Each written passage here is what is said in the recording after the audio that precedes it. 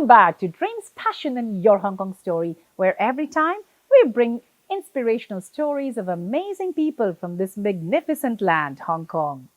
Today we have the honor of having with us a very distinguished guest, former Justice Mohan Bharwani. Hello, Justice Bharwani, and welcome to our show. Very nice to be here, Jaya. Thank you very much for having me on board. So Mohan was born and raised in Hong Kong. He took his first bar license from Hong Kong and second bar license from England before returning to Hong Kong to practice full-time as a barrister and as a senior counsel, which he practiced for nearly 30 years. In that capacity, he represented all courts, including courts of Privy Council and Court of Final Appeal. In 2010, Mohan was appointed as the judge of Hong Kong High Court. He is retiring tomorrow after serving nearly 11 years on the bench. For all his immense contribution to judiciary and to Hong Kong community, the government of Hong Kong recently awarded Mohan the Silver Behunia Medal. Let's talk to Justice Mohan Bharwani and find out how his Hong Kong journey has been. So Mohan, tell us, how was it to grow up in Hong Kong, and at what stage in your life did you decide to pursue law as your career? Well, it was wonderful to grow up in Hong Kong. I think I was able to see Hong Kong from its... I was born here in the 50s. I was able to see Hong Kong from its early days as a little sleepy town, engaged in entrepot trade, where they would get goods from China and sell it onwards, and then sell goods to China, and then see it grow into a slightly bigger trading city in the 60s and 70s. And of course, the magic transformation came when Deng Xiaoping came here in '84, and the Sino Joint Declaration was signed. And when China opened up, a lot of the Hong Kong know-how was exported from Hong Kong into Shenzhen and into South China. And that was the seed that has created the largest manufacturing basin in the world. So when you say, how was it? I think I was blessed to be in this part of the world, which had explosive, magnificent growth. So what stage of your life did you decide that, okay, law is going to be your career? I think that was a bit of an accident, really, rather than by design. In my generation, when we finished our A-levels, when we matriculated, we usually went to work. And I think I was a bit of a pathfinder in that regard, because I was doing quite well in school, and I was getting good grades. And I asked my father whether he would allow me to pursue tertiary education. And I bless him for saying yes, although he did have conditions. He said, I'm not going to send you abroad. I don't want you to lose you somewhere in the States or Europe. So if you can make the grade to Hong Kong U, I will let you study further. And of course, those days it was very tough. There was only Chinese University and Hong Kong University. But I worked very hard and I made the grade. Even if you make the grade, it's only 1 in 10 that could get in. And somehow I made the cut, and I was so ecstatic. So I said, I must get myself into a business degree, Bachelor of Business Administration or some economics degree. There was none. Then I saw that the law school had just recently started. And I said to myself, well, hello, which is probably a good thing to know your law and to know your contract law, because that you might become a better businessman. Yes. And that's how it happened. So you came from a Sindhi background. You just telling me that the whole idea that you got excited about law was you thought you could use it later on in your business life. That's right. So assuming with that, I mean, you would go after doing a law degree right. as a solicitor, I would imagine, or like, into corporate law. Right. But instead you became a barrister, and then you got a lot into litigation. So how did that happen? Well, basically, when you're actually starting out as a law student, you really don't know what you're getting yourself into. You study the subjects that are being taught, and as you get more into it, then you get to realize that, in fact, in Hong Kong, the profession is a divided one, just like it is in London, where you have to make a decision early on whether you want to be a trial lawyer, which is a barrister, or a commercial lawyer, which is a solicitor, or property lawyer, which is a solicitor, and the majority become solicitors because the range of work they have as solicitors is a lot. As a barrister, you basically go to court and fight cases. And you see, the distinction between a solicitor and a barrister is this. The barrister is to face the judge. Yes. The solicitor is to face the client. And, coming from where I was, I didn't come from any legal family. Right. I didn't have the network or the connections. And I thought, if I were to become a solicitor, I might not be so successful. Okay. But with a barrister, maybe I could make a go of it. So that was the reason. And also, I think I enjoyed debating. I thought that I could make a good advocate.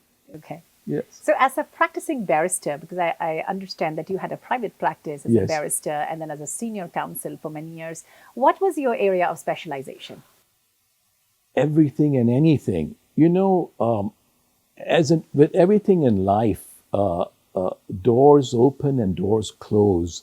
I started out as a criminal barrister because it was for me to break into civil work was very difficult.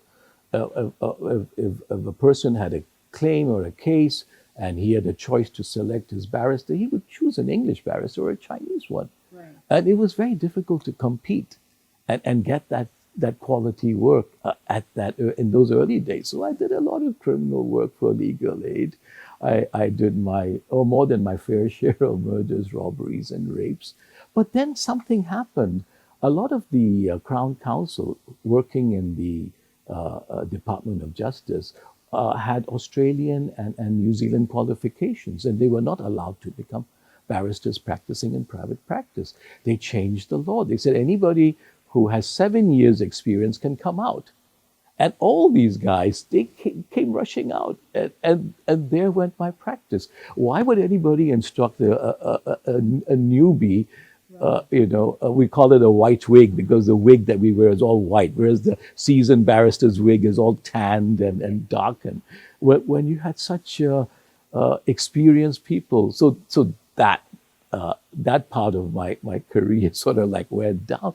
But I started doing civil work. Okay. And as I said, in those days, it was very difficult to get work. And really the only way you can establish yourself, and that's true today also, do your job well, win some cases.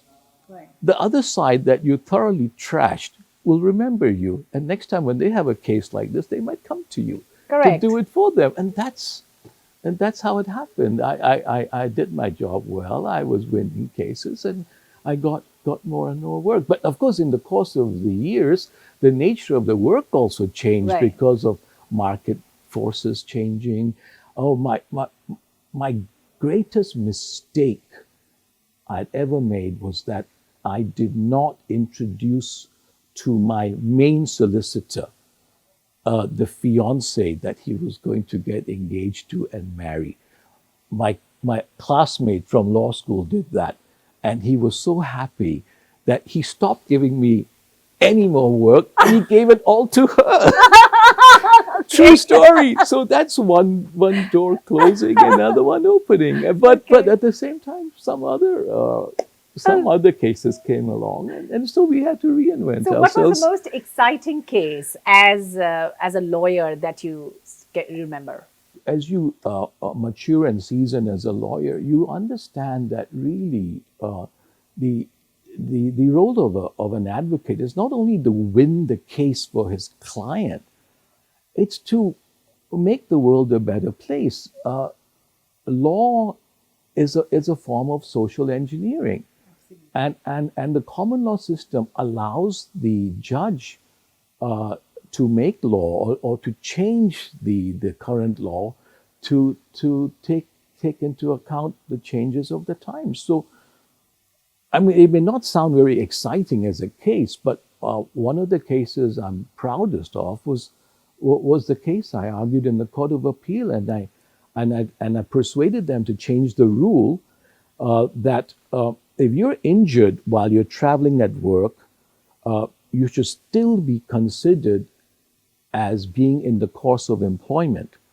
If you're injured in China, But the Court of Appeal agreed that if you're traveling to work within China, then you should be considered to be in the course of employment so that your Hong Kong insurance company will pay the compensation. So that's something I'm very proud of. So, and now, when did you become a High Court judge, and why did you choose to become a judge? Well, I think a lot of people, well, maybe not that many people, still adhere to the traditional view of ending their career as a judge. They start out as a barrister, and after many years, they become Queen's Counsel or Senior Counsel, which, I mean, they're both equivalent. And then when they have done that, they end their career as a judge. And I think I was a bit of a traditionalist, and I wanted to do that. I also saw that there was a need for judges who can do a particular type of work. In my later years in practice, I became a personal injury specialist. I see. And the last personal injuries judge had retired, and there was a bit of a lacuna, and I thought, well, it was time to. Of course, I had a bit of arm twisting by people, but it was time for me to give something back to Hong Kong. So, what was the biggest difference you noticed when you started working as a judge compared to what you were when you were a barrister? Well, I missed the advocacy. Okay. That's an art form that is best practiced by barristers, and it's with that advocacy that you can change the boundaries of the law. Right. So, and I had in my early years had to really train myself not to talk so much, because lawyers tend to talk a lot, as I'm talking now, a bit too much, and I realized that, if I were to intervene and say a few things in the course of the morning's or afternoon's hearing, I realized that the case went longer. So I learned very quickly to zip up and only intervene when it was absolutely necessary, when the lawyer was going really off tangent. Yeah. And what did you love about being a judge? About, I think, ultimately dispensing justice, right? Yes. But I loved the fact that I was given an opportunity to change all the archaic laws that we were carrying on our backs, and that did not belong in the modern world. The thing is, society is changing so fast, especially in the last 20, 30 years. And so we have to change with the times. And some of the principles that were promulgated, and they may have been very, very valid at that time, they kind of like not hitting the spot anymore. Right. And so, I mean, I'm really proud of the fact that in the 9 years that I was the judge in charge of the personal injuries list, I transformed a lot of the law that was very gray and made them black and white. Can you tell us of one memorable experience that you've had as a judge? Well, I mean, I've enjoyed hearing all the cases, and I think I've written some very important judgments. But the judgment that is closest to my heart, which I would call my landmark judgment, is a case called Chan-Pak-Ting. Now, it is not every day that a former imperial power changes its own law in Parliament by following the judgment of a judge of a former colony. That happened 2 years ago. Really? Yeah. So what was that? So the case I decided in February 2013 is a case called Chan-Pak-Ting, and it changed the way we assess damages for future loss. Past loss is easy. Right. It's documented. Yes. It's almost a certain fact. Yes. Whereas future losses, it's subjective. It's actually very difficult. I mean, if a person is injured and he can't work anymore and he's lost 10 years of a good working life, you can try to assess how much earnings he would have lost in those 10 years. But what happens in the future? We really don't know. Future loss is, the assessment of damages for future loss is not so scientific as it is an art form. I'm a member of the Law Reform Commission, and we're about to publish our report to say that maybe we should change our system of giving a lump sum. Why not give a periodical payment every year for as long as the person lives? It's actually much better. Yeah, a lot of countries have done that, and hopefully we can do that in Hong Kong as well. So wait for the report. It's coming out soon. Wonderful. Now, I'm very curious because I keep hearing about this unique system that Hong Kong has where foreign judges are actually invited to come and practice on the bench. So I wonder, what are the advantages or disadvantages that a foreign judge will face if he comes and, when he comes and joins the bench in Hong Kong? All right. I think the phrase foreign judge is apt and correct to describe the judges who are appointed to the Court of Final Appeal, which is our Supreme Court. Okay. Right. And they're appointed from common law jurisdictions like, of course, England, Australia, New Zealand, and recently Canada also. And they are totally foreign judges. I don't consider myself as a foreign judge. Okay. I think I'm more local than many people. Yes. My first language is Cantonese. My second language is my native language, Sindhi, and English is actually my third language. So, I mean, I think I would rephrase your question to say that what's the difference between a Chinese-speaking judge who can have trials in Chinese and a non-Chinese-speaking judge who has trials and hearings in English? Correct. Yes. So, there's not a lot of difference. We do all the same work. The only difference is that if you're non-Chinese speaking, you will not do cases which are very heavy, with very heavy documentation, all in Chinese, because that will need translations. It's economical, and it's far more economical and sensible for a Chinese-speaking judge to look at,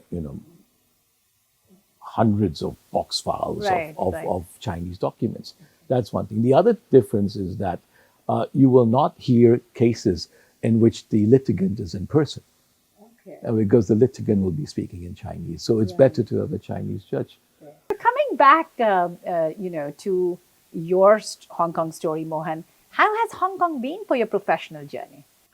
Well, I think I was blessed to be to become a barrister and to ride the wave of growth in the golden age. The golden age of Hong Kong, I think, must have been from this. I mean, I think it still continues now, but it was amazing how, Hong Kong just blossomed in the 70s and 80s, and I was part of that growth.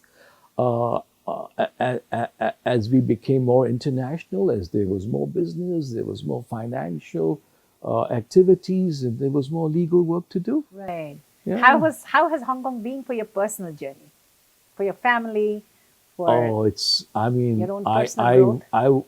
I think I'm blessed to have been born in Hong Kong and to have been raised here, lived here. When they signed a joint declaration. There was an obvious concern of people, suddenly it's going to change, right? Yeah. And a lot of people, a lot of my friends also, they looked to see whether they could settle into other jurisdictions. Australia, Canada, of course, England as well. Many looked at Singapore. And I also did a bit of my looking, but not too seriously. I had a huge confidence that Hong Kong was going to be still fine, and I was born out to be correct. But what I saw abroad was not appealing. I did not want to leave Hong Kong. Amazing. And that's still the case today. Even though I've retired, I want to live out my retirement years in Hong Kong. Of course, we've got a little place in Bombay, and it's our second home, and I should say Mumbai to be Yes. correct. And it's our second home, and I'm dying to go back there. It's been a year since I last traveled, and my last trip was to Bombay, to Mumbai So last year. looking back now, take yourself back around 30, 40 years. What would your advice be to a young 22-year-old graduate coming out of education and wanting to be a lawyer? What should they be looking at to build a career like you? You mean today? If Today. they wanted to do it Yes. today, I think if you're not bilingual and if you're not trilingual, it is very difficult. But there's always an opening for the bright sparks. So are you ready for a rapid fire question Yes. round? That's getting to know Mohan's Hong Kong story in a bit more fun way.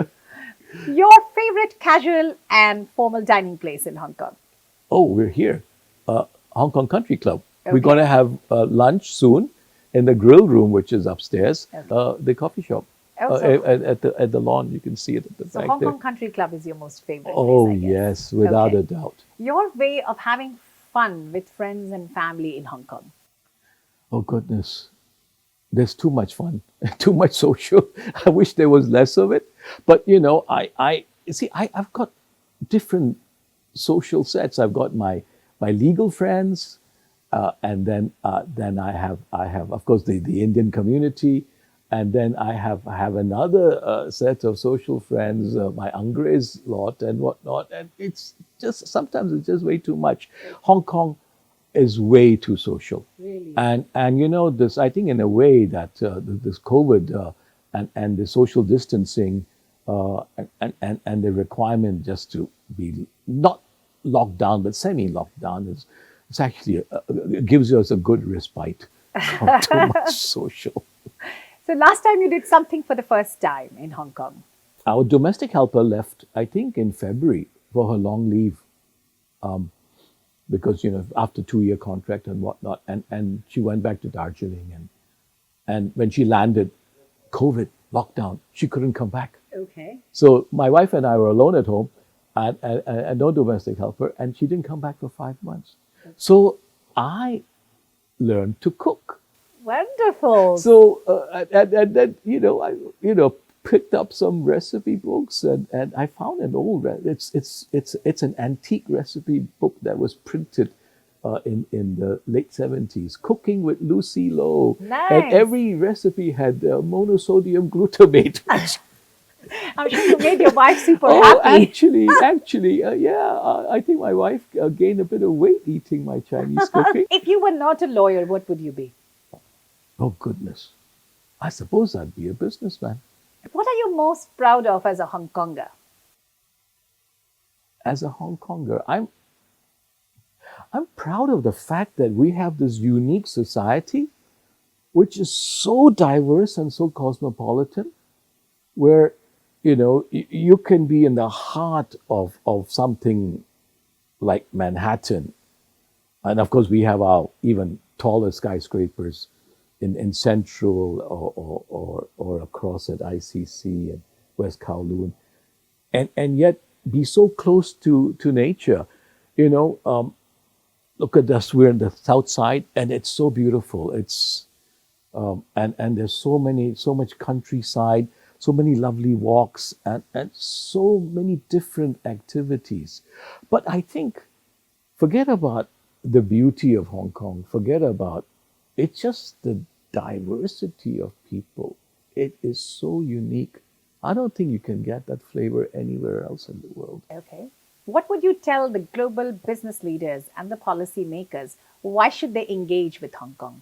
Well, they should. They should. Our rule of law is second to none. I'm really proud of our judiciary. We've always been ranked so high. Our arbitration services are world class. Often when ICC is asked to choose a venue because the parties can't agree, they often choose Hong Kong as the seat of arbitration. And we have a distinct advantage, because if you have a dispute with a mainland company and you get an arbitral award in Hong Kong, it can be enforced in the mainland. Well, thank you so much, Mohan, for coming to our show, and we wish you all the very best in all your future Thank you. endeavors. Thank you, Joy. I enjoyed talking to you. Thank you Thank very you. much. Stay tuned for our next episode on Dreams, Passion, and Your Hong Kong Story, where we shall bring you yet another fascinating story from this magnificent land, Hong Kong.